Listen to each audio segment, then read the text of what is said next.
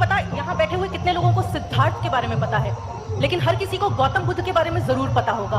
अच्छा, मैं ये नहीं बोलूंगी कि मैं किसी पर्टिकुलर पॉलिटिकल पार्टी को सपोर्ट करती हूँ या ऐसा कुछ है। I am neutral in terms of that. बोल बोल।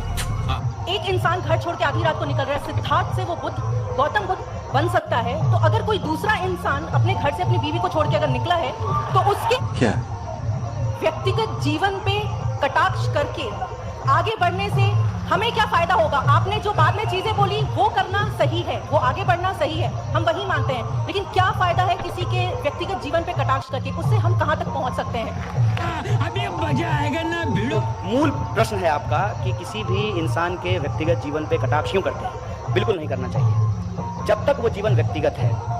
और वो जीवन व्यक्तिगत कैसे नहीं है ये मैं आपको बता देता हूँ। मेरी माँ है, आपकी भी माँ होगी, हम सबकी माँ है, ये कोई नई बात नहीं है। और हर किसी का अपना एक स्ट्रगल होता है। ऐसा नहीं है कि हम कोई बड़ा तीर मार दिए हैं और आप कुछ नहीं अपने जीवन में किए।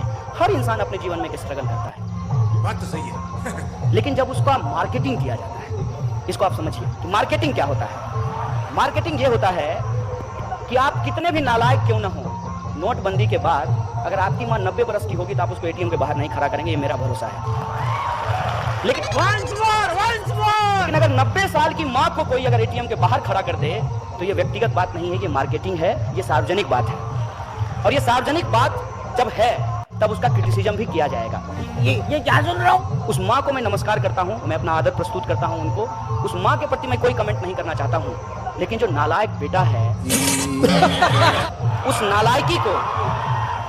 नालायकी को छुपाने के लिए जब वो अपने माँ का इस्तेमाल करता है तब हमको उस पर सवाल करना चाहिए, हमको सवाल पूछना चाहिए।